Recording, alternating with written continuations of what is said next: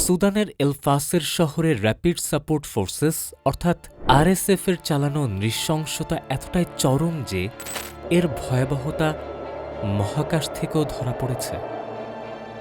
Satellite চিত্রে দেখা যাচ্ছে বিস্তীর্ণ এলাকা জুড়ে লালচে বিবর্ণতা। এলফাসেরে ২,০০০-এরও বেশি মানুষের সলিল সমাধি। এই রক্তের মানচিত্র কেন বিশ্বকে নাড়িয়ে দিচ্ছে না? আজকের ভিডিওতে আমরা উন্মোচন করব সেই ভয়াবহ সত্য। এই ধ্বংসযজ্ঞের পেছনে কাদের হাত রয়েছে, কখন থেকে সুদানের এই ভয়াবহতা শুরু হয়েছে, এই রক্তক্ষয়ী খেলায় নেপথ্যে কাদের হাত, কারা মদদ দিচ্ছে ভয়াবহ গণহত্যায়, আর কোন দেশ সরবরাহ করছে একের পর এক মরণাস্ত্র। এ সমস্ত প্রশ্নের উত্তর জানতে এবং মানব ইতিহাসের এক অন্ধকার অধ্যায়ের পর্দা সরাতে চোখ রাখুন সম্পূর্ণ ভিডিও জুড়ে আলকেমি অফ টাইমে।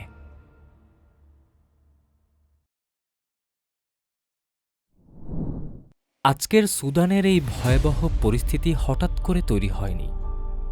এর বীজ বোনা হয়েছিল বহু দশক আগে, স্বৈরশাসক ওমর আল বসিরের শাসনামলে। ১৯৮৯ সালে এক সামরিক অভ্যুত্থানের মাধ্যমে ক্ষমতায় এসে বসির প্রায় ৩০ বছর ধরে সুদান শাসন করেন।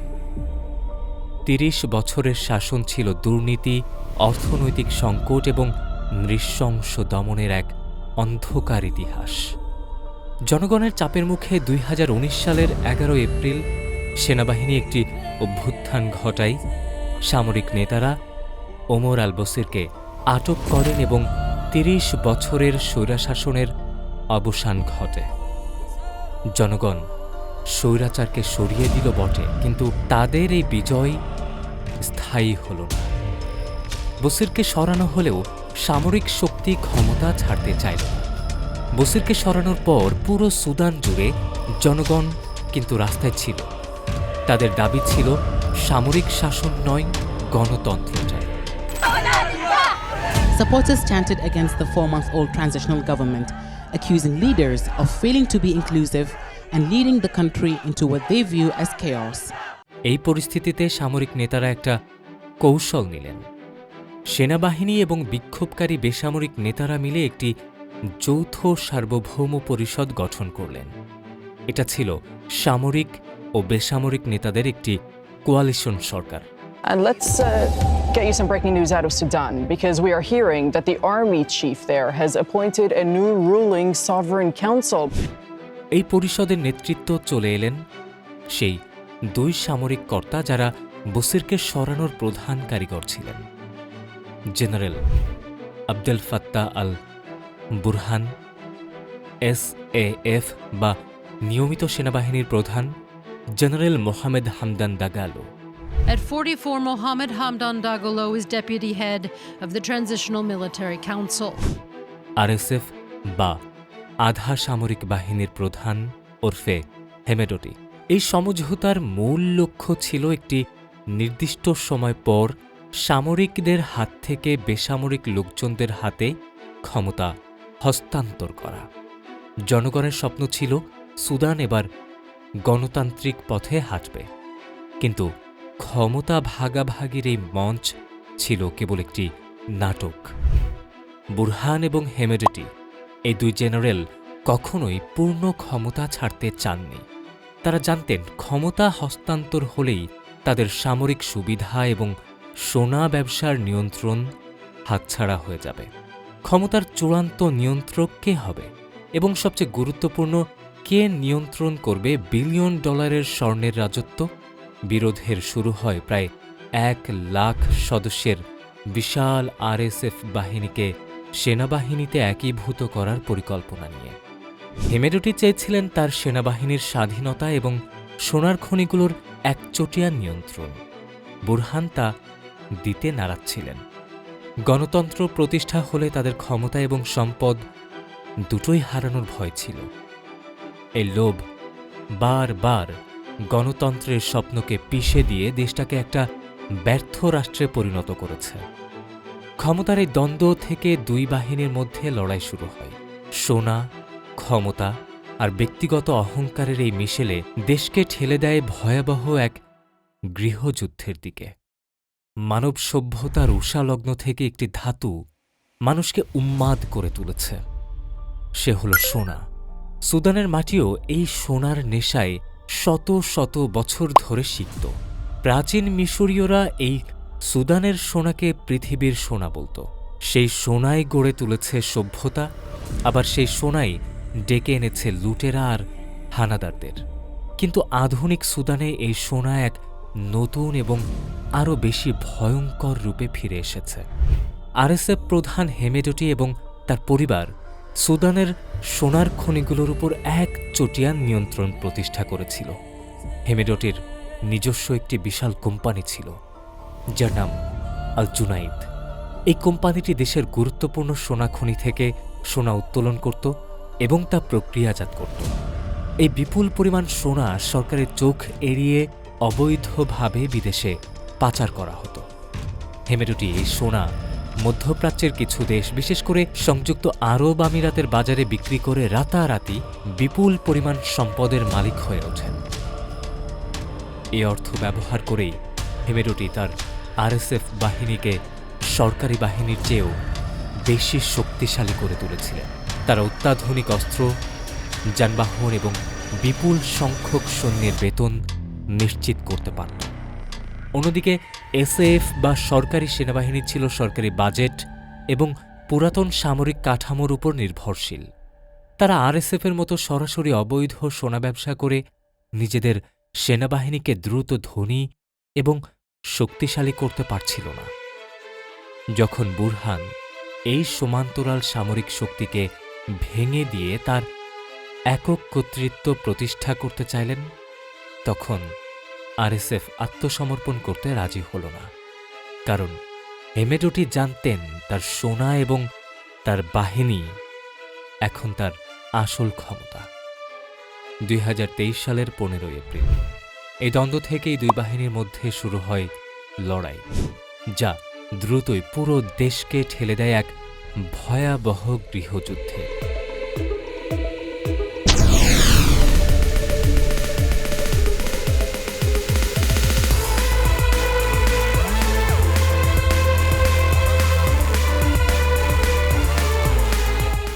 এপ্রিল 2023 থেকে শুরু হয় যুদ্ধে এখনও পর্যন্ত আনুমানিক 1.5 লক্ষ মানুষ নিহত হয়েছে। এদের বেশিরভাগই সাধারণ নাগরিক। এলফাসেরের মতো শহরে গণহত্যায় বহু মানুষ মারা যাচ্ছে। সুদানের সমাজে ঐতিহাসিকভাবে আরব বংশোদ্ভূত গোষ্ঠী এবং অনারব গোষ্ঠীগুলোর মধ্যে ক্ষমতার এবং সম্পদের দ্বন্দ্ব রয়েছে। আরএসএফ বাহিনীর জন্ম হয়েছিল কুখ্যাত জাঞ্জাওয়েদ মিলিশিয়া থেকে।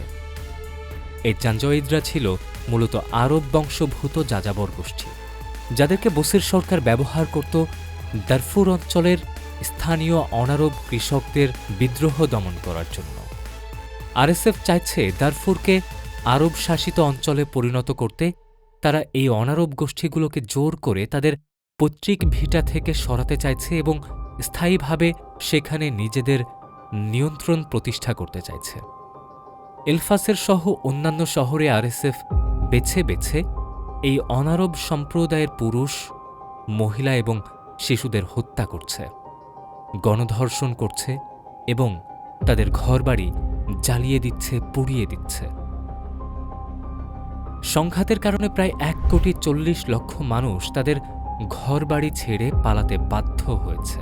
এদের মধ্যে অনেকে দেশের ভেতরেই এক স্থান থেকে অন্য স্থানে যাচ্ছে, আবার অনেকে প্রতিবেশী দেশগুলোতে শরণার্থী হিসেবেও আশ্রয় নিচ্ছে।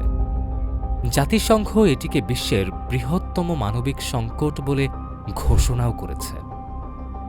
সুদানের গৃহযুদ্ধ কেবল একটি অভ্যন্তরীণ সংঘাত নয়, এটি একটি ছায়াযুদ্ধ যেখানে একাধিক বিদেশি শক্তি নিজেদের ভূরাজনৈতিক এবং অর্থনৈতিক স্বার্থ হাসিলের জন্য বিভিন্ন পক্ষকে সমর্থন দিচ্ছে।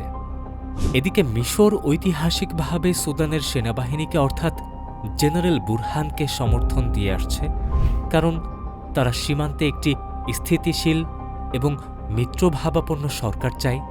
অন্যদিকে র্যাপিড সাপোর্ট ফোর্সেস বা আরএসএফের প্রধান সমর্থক হিসেবে সংযুক্ত আরব আমিরাতের নাম বারবার উঠে এসেছে। জাতিসংঘের প্রতিবেদন এবং বিভিন্ন আন্তর্জাতিক তদন্তে দেখা গিয়েছে আমিরাত আরএসএফকে অস্ত্র এবং অর্থ দিয়ে সাহায্য করছে।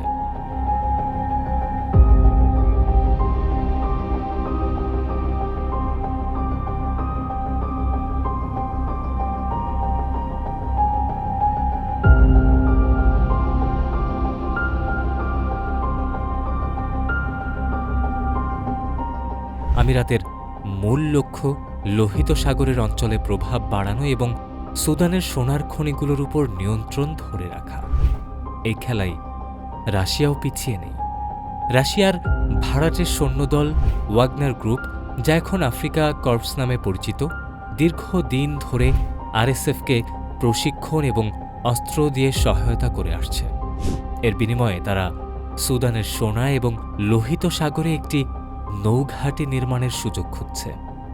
এছাড়া ইরান সুদানের সেনাবাহিনীকে ড্রোন দিয়ে সাহায্য করছে বলেও অভিযোগ রয়েছে। তুরস্কও সেনাবাহিনীর পক্ষে অবস্থান নিয়েছে। এই বিদেশি শক্তিগুলো দুই পক্ষকে ক্রমাগত উস্কানি আর অস্ত্র জুগিয়ে সংঘাতকে আরও দীর্ঘ, আরও জটিল করে তুলেছে। তাদের কাছে সুদানের সাধারণ মানুষের জীবনের চেয়ে নিজেদের স্বার্থই বড়। টাকার বিনিময়ে শুধু লাতিন আমেরিকা থেকে উড়ে এসেছে শত শত পেশাদার ঘাতক প্রাক্তন কলম্বিয়ান কমান্ডো। আন্তর্জাতিক রিপোর্টে নিশ্চিত ৩০০রও বেশি ভাড়াটে যোদ্ধা আরএসএফের পৈশাচিকতাকে তীব্র করতে কাজ করছে। এদের নিয়োগ করছে সংযুক্ত আরব আমিরাত। সবচেয়ে জঘন্য বিষয় হল এই মার্কিনারাইজরা আরএসএফের অন্ধকার ঘাঁটিতে নিরীহ শিশু সেনাদের প্রশিক্ষণ দিচ্ছে। এক মহাদেশের ভাড়াটে সৈন্যরা আরেক মহাদেশের শিশুকে গণহত্যার যন্ত্রে পরিণত করছে কেবল অর্থের বিনিময়ে। তাহলে সুদানের এই ধ্বংসের জন্য দায়ী কে? এর কোনো সহজ উত্তর নেই। এটি কয়েক দশকের সামরিক লোভ, দুর্নীতিগ্রস্ত নেতৃত্ব এবং বিদেশি শক্তির স্বার্থের এক করুণ পরিণতি। এই সংকটের শুরু দুই জেনারেলের হাত ধরে হলেও এর ভিত্তি তৈরি করেছিলেন স্বৈরশাসক ওমর আল বসির, যিনি নিজের ক্ষমতা বাঁচাতে এক দানব তৈরি করেছিলেন। সেই দানবই আজ পুরো দেশকে গ্রাস করছে, আর বিদেশি শক্তিগুলো সেই আগুনে ঘি ঢেলে নিজেদের স্বার্থ হাসিল করছে। এই চক্রের সবচেয়ে বড় শিকার সুদানের সাধারণ মানুষ, যারা আজ দুর্ভিক্ষ, গণহত্যা আর সীমাহীন দুর্ভোগের শিকার। জাতিসংঘ এই পরিস্থিতিকে বিশ্বের সবচেয়ে ভয়াবহ মানবিক সংকট বলে অভিহিত করেছে। যতদিন সুদানের সামরিক বাহিনী ক্ষমতা না ছাড়ছে এবং বিদেশি শক্তিগুলো তাদের স্বার্থের খেলা বন্ধ না করছে, ততদিন নীল নদের এই দেশটিতে শান্তি ফেরা হয়তো একটা স্বপ্নই থেকে যাবে। আর এই রক্তক্ষয় চলতেই থাকবে। সুদানের এই জটিল পরিস্থিতি নিয়ে আপনার মতামত কি? আপনি কি মনে করেন আন্তর্জাতিক সম্প্রদায়ের আরও জোরালো ভূমিকা পালন করা উচিত? কমেন্ট সেকশনে আমাদেরকে এখনই জানান। ভিডিওটি ভালো লাগলে লাইক করুন, বন্ধুদের সঙ্গে শেয়ার করে সুদানের বাস্তবতা সম্পর্কে সচেতনতা তৈরিতে সাহায্য করুন এবং এই ধরনের বিশ্লেষণমূলক ভিডিও আরও দেখতে চাইলে আমাদের চ্যানেলটিতে সাবস্ক্রাইব করতে একদম ভুলবেন না।